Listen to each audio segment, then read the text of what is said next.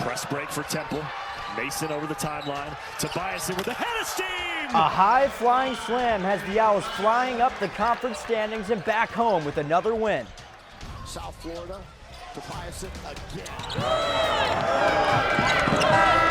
And a quiet afternoon for the leading scorer in the American and a last-second loss for the women's team.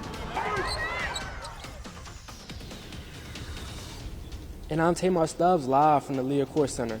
Later in the show, I'll touch on that tough loss to North Texas and how the Owls had a tough time taking care of the ball. I'll explain. And I'm Courts in Session beat reporter Haley Smith at the studio set.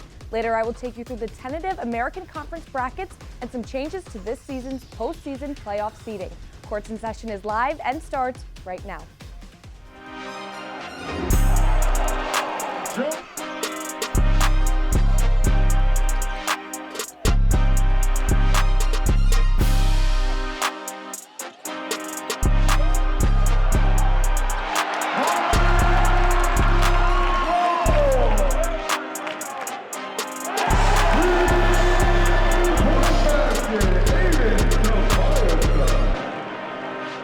Hello and welcome in to yet another edition of Courts in Session right here in our humble abode, TV Studio 3. Same as always, you know the drill. I'm Pat Dallahan, he's Xavier Adams. Last week, we saw both Temple Hoops teams scrape off last-second clutch wins. This time around, however, only the men's team gets to celebrate, as the Owls collected another W, while the women's team suffered yet another tough conference loss.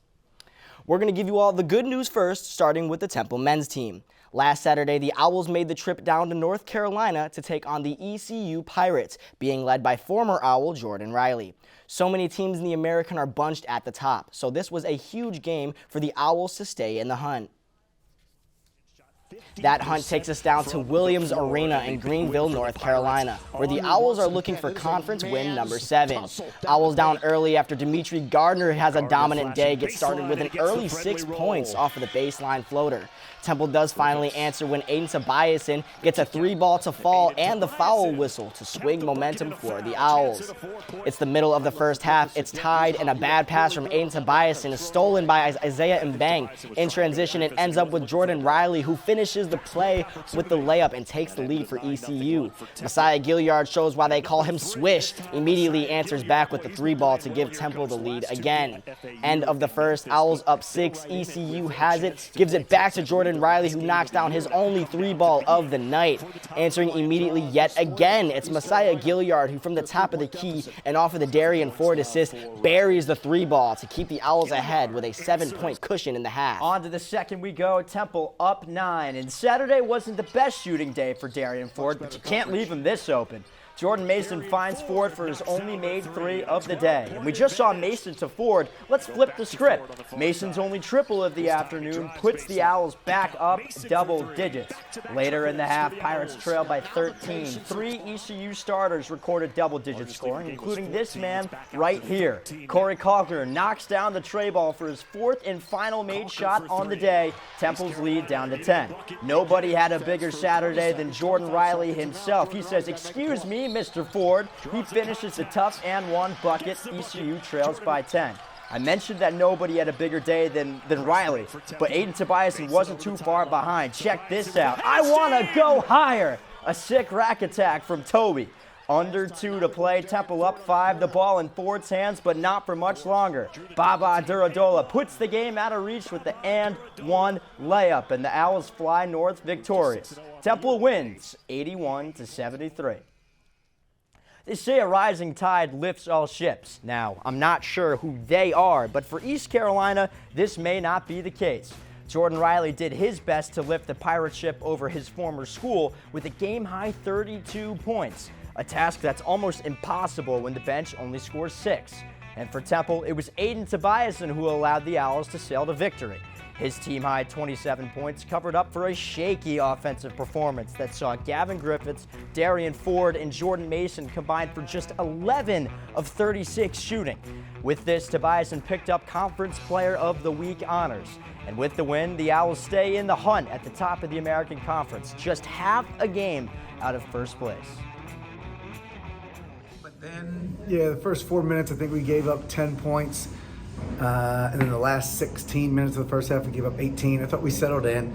I thought they had a good crowd here today. Like, that was a good crowd. Like, this is a good team. They had just won their last 2 road games, I think it was. Like, you go to FAU and win, that's a big win. At North Texas, tough place to play. So, and then you have a week to prepare. And give them credit. They came out, I think it was 10-1 to start the game. And, we just had to settle down a little bit. And I thought then we played really well. I think we were trying to spread them out a little bit in the zone. And when you see Gavin Griffiths or some other guys on our team, Darian Ford, Aiden, and the way they're shooting it, I think it makes you stretch out a little bit. So we tried it, and we worked on it this week, and it looked good there today. He did great credit to Swish. I thought he was great.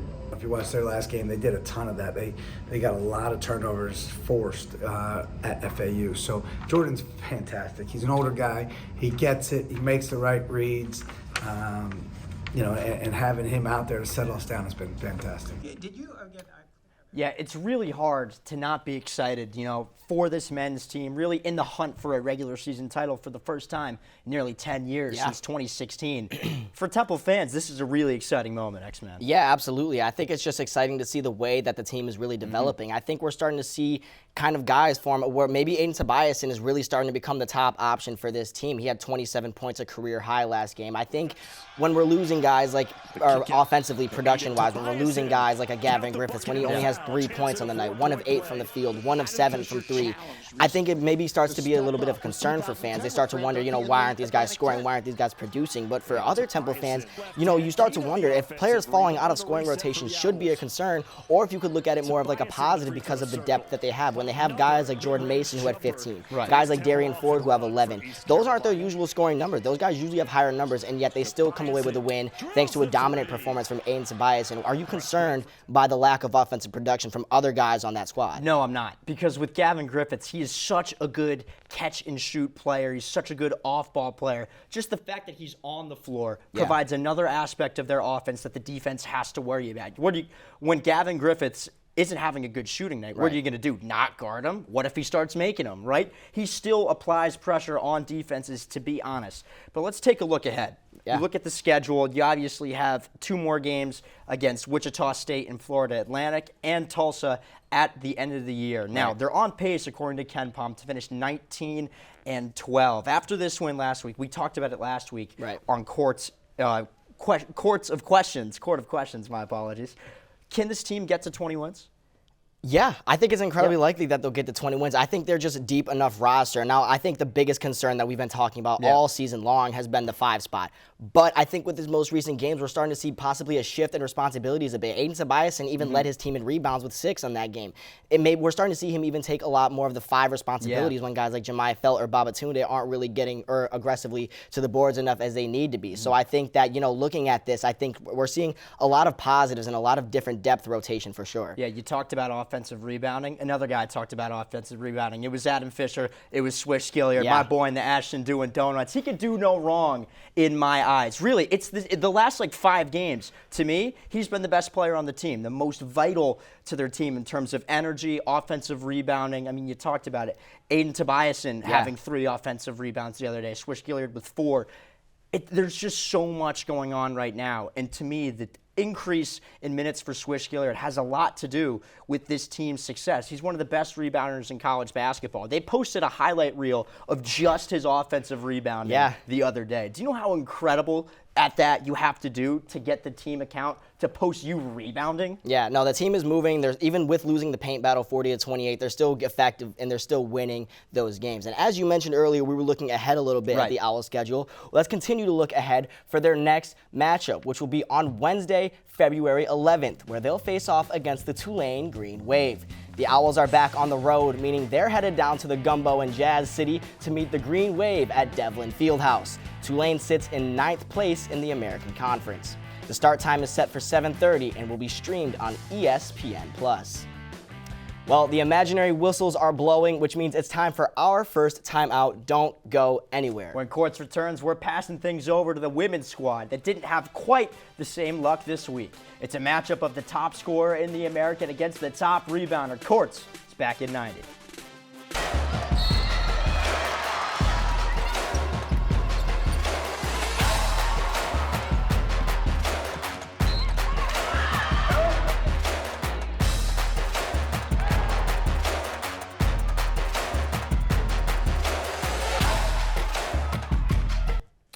Welcome back. Temple celebrating Kayla Turner, the Owls' newest member of the 1,000th point club before a battle with North Texas. But the celebration didn't last. North Texas up 5. Micaiah Spencer tacks onto it with the runner.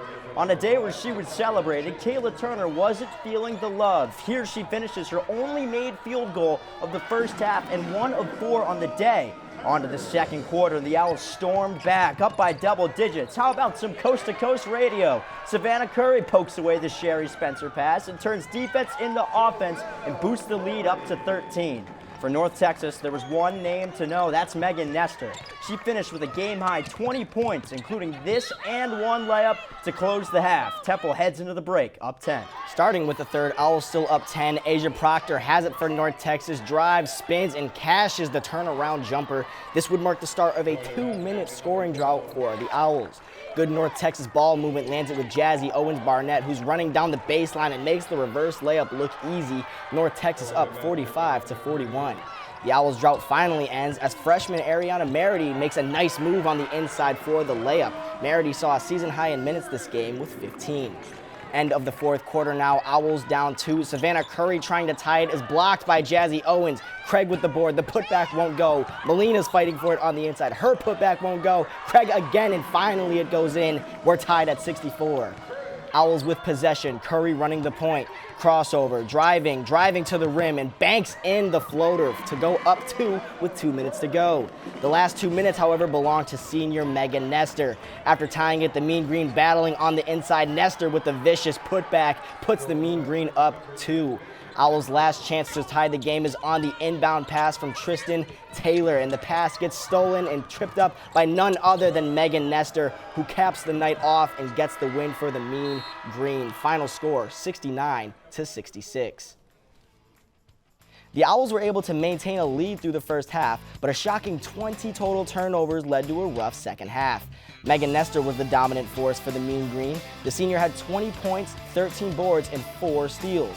The Owls couldn't generate enough firepower to match Nestor, with the highest scorer being Savannah Curry with 14 points. And if you're wondering where Kayla Turner was, so were we. She was especially quiet on the night, with only 9 points on 36 minutes, rounding out a rough finish for the Owls, who fall to 10-12. All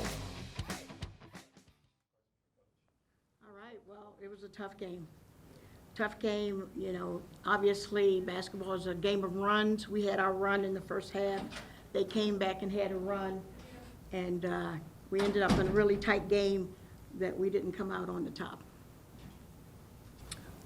Really, it just digs down the white line and helping the helper. So our team, we just need to do better at helping each other. Other than that, we knew what she was good at, so we just should have stopped her. I think that because we kicked first, we just let them kind of relax when they scored. Even when they went on a 3-0 run, 6-0 run, we let them build it up, and then when it hit the 10-0 run, we were like, dang, like, we need to push it back. We need to, like, get that. Yeah, well, you know, in first quarter, we started slow, but we came back.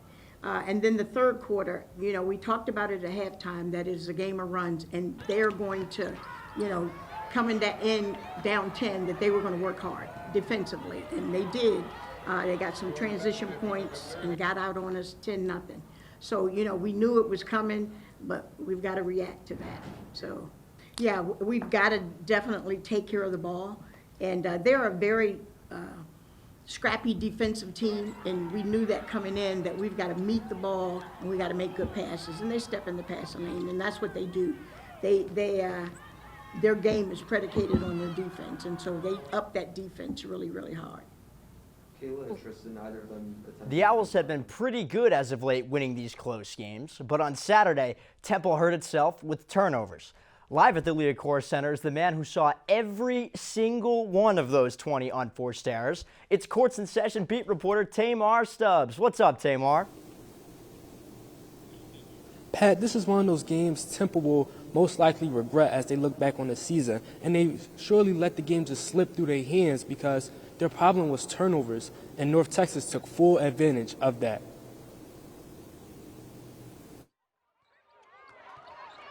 It was a game that came down to ball security, along with containing the most dominant player in the American.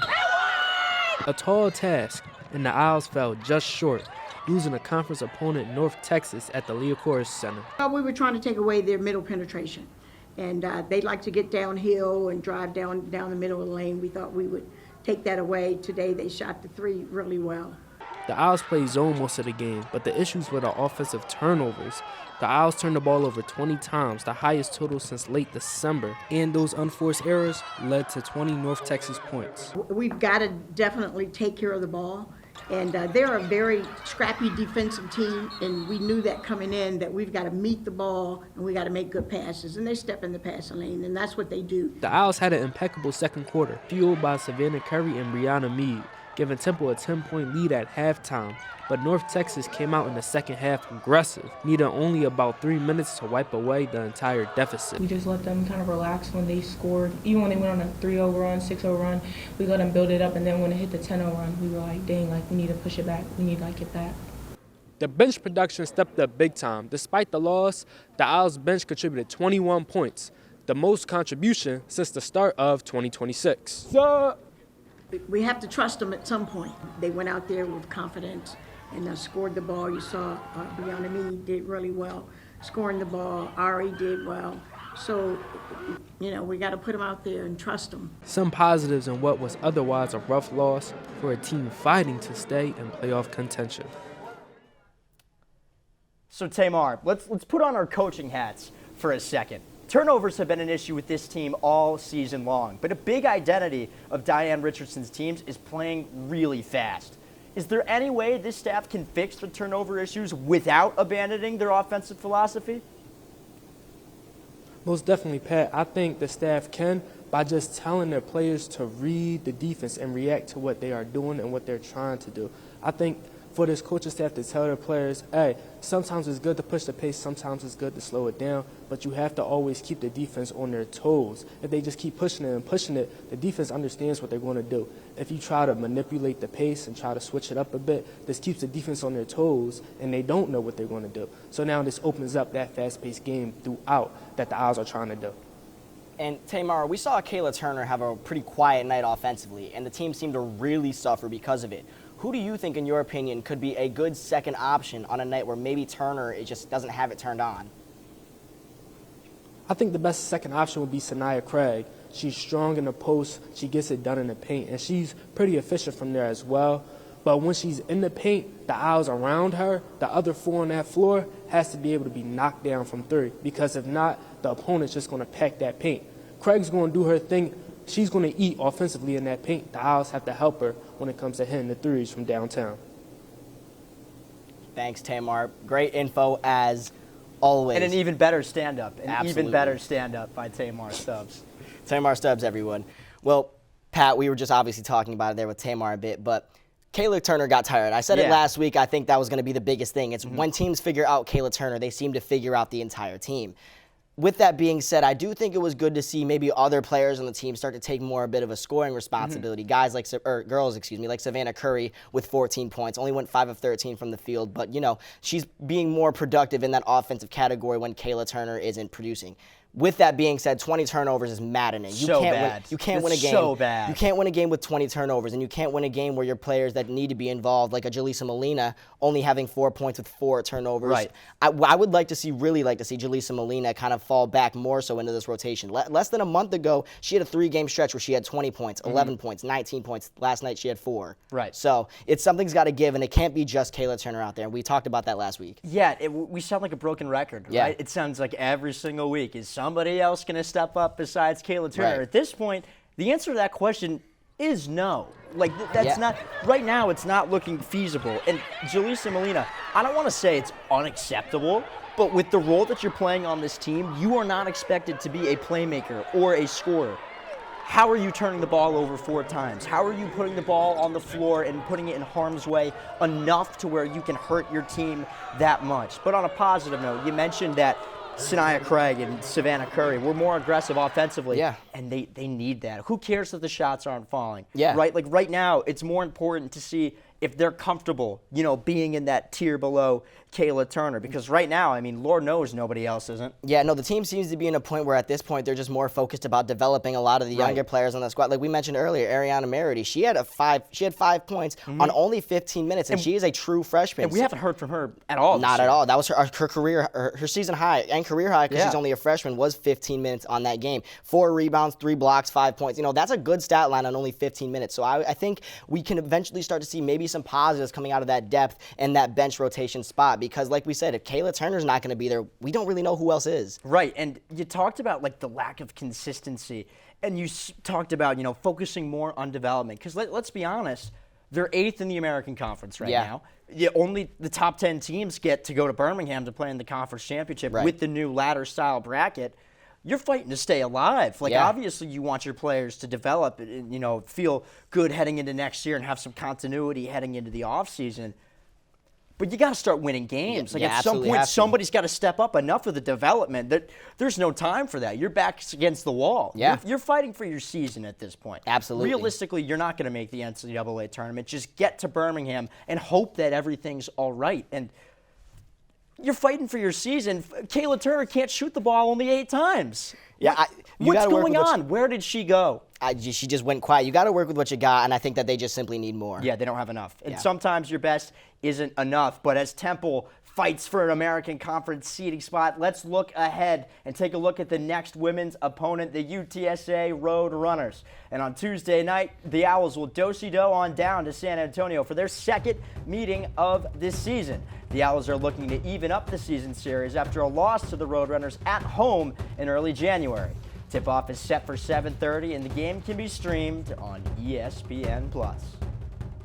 While the Owls look ahead to their next matchup, we're looking ahead to another break. Don't leave us yet. When we return, it's time for another round of what we call Court of Questions, our brand new blind and rapid-fire Q&A segment. Courts, back in 90. Welcome back to Courts in Session. We had so much fun last week with our new question segment. They're letting us do it again. Yeah, they allowed us. The Court of Questions is here, and we are as ready as ever for questions that we're seeing for the very first time on the air. So, Director Emily, let us see that first one. Oh, no.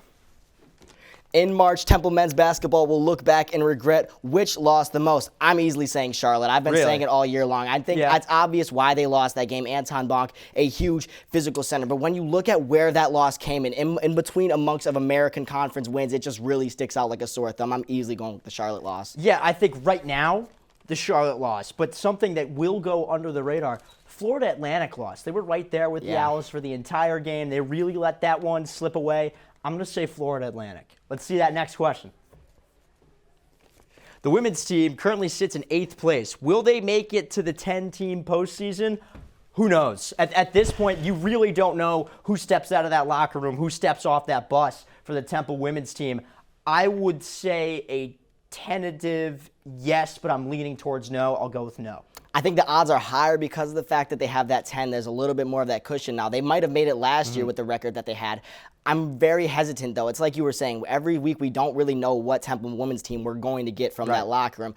Because of that, I'm going to have to say no. I just think that in order to make it to some sort of postseason, you have to have some sort of consistent team identity, and we don't really see one from the Temple women's team right now. Yeah, the only identity is inconsistency. Let's see that next question, Director Emily.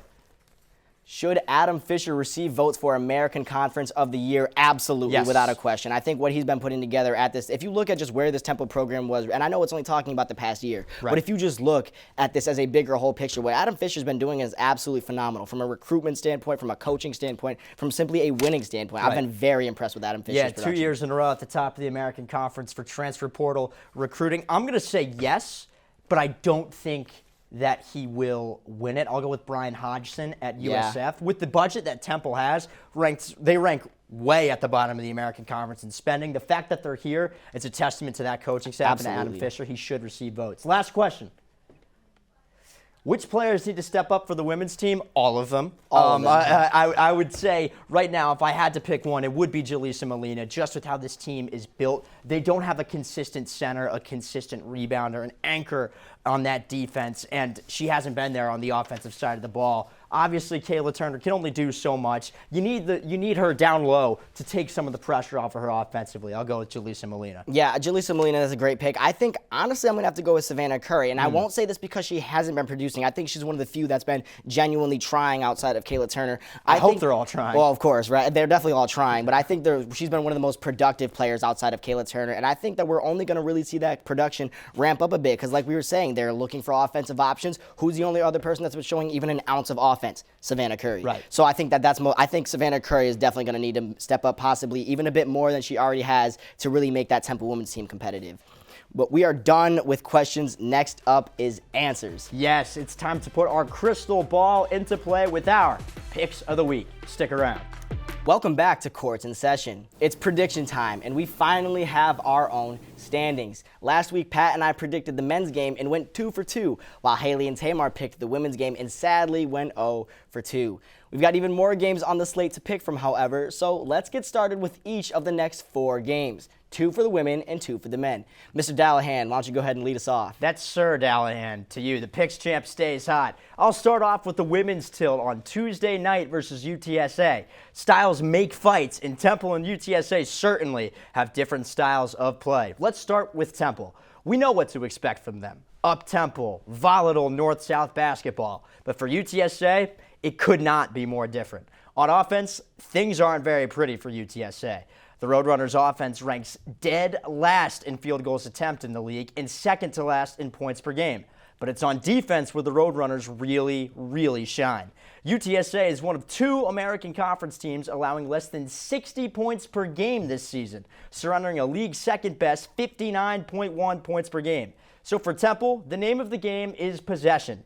Maximize your amount of possessions and speed the game up. And if they do this, I'm confident the Owls will pick up another win, a must-win even. I'll take Temple over UTSA. X-Man, what do you think? For the men's team taking on the Tulane Green Wave on Wednesday, I'm going to have to go with the Owls winning again narrowly. The biggest watch point for this game is going to be the way that the Owls contain Tulane guard Rowan Brumbaugh. He's averaging the most points on his team by far with 19. He's an incredibly physical rebounder that could potentially give the Owls some problems down in the paint. He leads his team on boards, averaging almost 5 a game. I think Brumbaugh presents a threat to the Owls, but not one that the shared firepower of the Owls can't handle. With multiple players consistently reaching double-digit scoring, and with Aiden Tobiasen even having a career high last game, I think the Owls can offensively just outshoot the Green Wave. I'm taking Temple winning by 7. Let's hear now from Tamar and his pick. Back to the women with a weekend matchup against ECU. Now, the Owls are the more talented team, I think, but they are having a problem taking care of the ball and coming out flat in the first quarter and after halftime, and that's not a good recipe. East Carolina will definitely take advantage of the Owls' inconsistency on offense and their turnovers, especially with Kennedy Fauntleroy hounding and looking for those steals on ball and off ball through the lanes. East Carolina did beat Temple earlier in the year by almost 20. This is a must-win for the Owls. Their backs are against the wall, but I don't think they can get it done. I don't trust Temple's offense. It's too sporadic. It's too inconsistent. I have ECU winning by 8. Haley, your turn. Finally, the men again with North Texas on Sunday. The Owls are back in the Liacouras Center, which should be good news. Temple is 9-3 at home this season.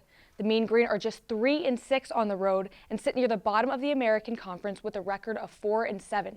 The Owls are riding a high heading into this week with back-to-back wins. I think it's going to be a dominant game for Temple. I predict another Temple win, this time by 10. We're another week closer to the postseason, and the American Conference standings are tight at the top. When we return, I'll take you through potential brackets along with some changes in seeding for the postseason tournament. I'll see you in 90 seconds. Welcome back. Conference championships are just around the corner, so now is a good time to talk about how this year will be a bit different from the past. The usual 14-team bracket will be reduced to just 10. This change eliminates an entire round of play, but that means the seeding will hold that much more weight. The number 1 and 2 seeds will get an automatic spot in the semifinals. Temple's men's team currently sits at 3rd in the American, putting the Owls in position to still possibly get one of those 2 top seeds. The women should be able to make this shortened bracket if they finish conference play near where they sit now, which is in 8th place. Let's take a look at the American postseason bracket with the current standings, starting with the men. South Florida and Tulsa lead the pack at 8-3. If they stay at the top of the standings, they will guarantee those spots in the semifinals. Temple sits just behind at 7-3, which again means the Owls are just a half a game off pace for one of those top 2 seeds. Wichita State, Charlotte, and Memphis are all tied for 4th in the conference at 7-4, putting them in the fight for an automatic trip to the quarterfinals. FAU and UAB sit below at 6-5, with Tulane following behind at 4-6 and Rice at 4-7.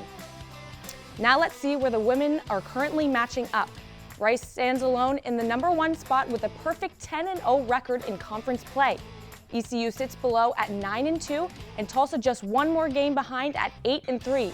It'll be a close race for that 2nd spot and an automatic spot in the semis. South Florida and North Texas are tied with records of 7-4, so they will likely fall into the 4 and 5 seeds. UTSA isn't far behind at 6-5, and Charlotte is just below the Roadrunners at 5-6. Temple sits in 8th with a 4-6 record, which means they are in the bubble right now with this new 10-team postseason field. These next 3 games will tell us a lot about Temple. UTSA, ECU, and Charlotte are all sitting above the Owls in their run towards the postseason. The American Conference has been full of games that came down to the last second, and it looks like the standings are going to keep changing down to the last game of the regular season, which is just about a month away. I'm Haley Smith from the desk, over to Pat and Xavier at the studio set. Thanks, Haley. As these brackets take better shape, we'll no doubt come back to you again for more coverage each week through February. But we're up against the final break. And when we return, it's time for everyone's favorite, The Pulse Check, where Pat and I gawk in awe at the whirlwind that is college basketball. Courts is back in 90. Welcome back to Courts in Session. You can cut the tears now. We're finally back, and we brought the Pulse Check with us. The weekly segment where Pat and I get to gander at the wonderful outside world of college basketball. And Pat, starting things off, we obviously have to talk about the UNC buzzer beater. Seth Trimble, the 3 for their only lead of the entire game. The last UNC buzzer beater since Luke May beat Kentucky in 2017 in the NCAA. His brother good at anything? You ever heard that name?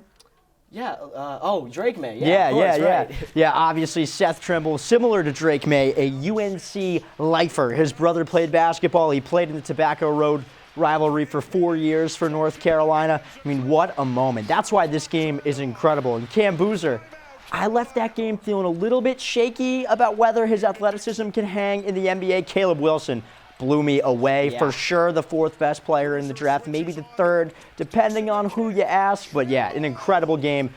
Duke, Carolina, it will never not deliver. It's the best rivalry in the sport. The court storm and everything. Moving on, though, St. John's takes down UConn, Pat, the longest losing streak UConn has had since 1999. That's 3 wins now that St. John's have had consecutively over UConn. Not worried. I'm not concerned. I still think that UConn's going to run away with the Big East Championship when they play in Storrs South again, Madison Square Gamble. I thought that they turned the ball over way too many times. Yeah. I mean, obviously a big identity for UConn is playing fast. They played out of control, and that's uncharacteristic for a UConn team. Well, I mean, looking back again at history, that was the highest ranked win for St. John's since February of 2021 when they took down Villanova. Yeah, first time those 2 teams played when they were both ranked since 2000. So obviously it was a big night for Madison Square Garden, a big night for that little program over there in Queens. Little program, Ejiofor with a huge double-double. But now moving things over to a game that happened last night, Kansas taking down the number 1 seeded Arizona Wildcats. Pat, what were your thoughts on that? You know what team went into Allen Fieldhouse and beat a Kansas team without Darren Peterson? UConn. But all jokes aside, Kansas finally went at Arizona. A lot of teams have been scared of them. Watch how they guard some of these ball screens. They fight over and they match your physicality. That's great defense and great coaching from Bill Self, and it's why we saw the longest opening win streak in Big 12 history, in recent Big 12 history, belonged to Arizona. No longer an incredible game from Kansas. Yeah, I was calling it the Rochester Bowl with Melvin Council Jr. and Are they? Bradley. Yeah, both high school Rochester products. However, we do have to continue to move on to talk about women's basketball now. Sure do. UCLA women's basketball. They take down Michigan 69-66. Lauren Betts had 16 points and 16 boards. UCLA is absolutely cooking currently. Yeah, last week we talked about how this was a big stretch coming up for Michigan. They took down Michigan State, a top 18 ranked team. You played Nebraska in between. The big test, obviously, UCLA. They're the big dog in the Big Ten. Now that Juju Watkins is injured for USC, it's all about the Bruins. And Lauren Betts, her breakout year last year, one of the best players in the country. Safe to say that she's continued it this year. 4 double-digit scores, 8 ranked wins now for UCLA. Incredible. They are absolutely cruising, and wrapping things up with our own Philly product, Dawn Staley and the South Carolina Gamecocks just running through their conference. Tennessee loses 93-50. It is one of the worst Tennessee losses in program history, Pat. Yeah, their last couple of games, you got to play, UConn, you got to play South Carolina. Tennessee used to be one of the best programs in the country.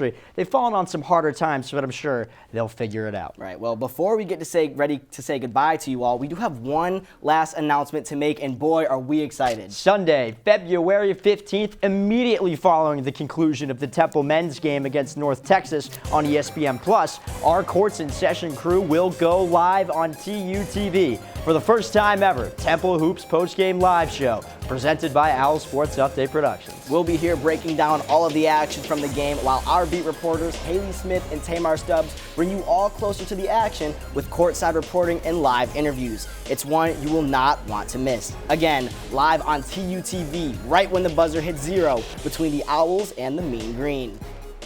Well, the club lights are starting to come on. That means it's time for us to get going. As always, I'm Xavier Adams alongside Pat Dallahan. From everyone here in TV3, we hope you all stay warm, stay safe, and we see you on Sunday right after Temple versus North Texas for the first ever post-game live show. Be safe, and we'll see you there, knuckleheads. Sunday.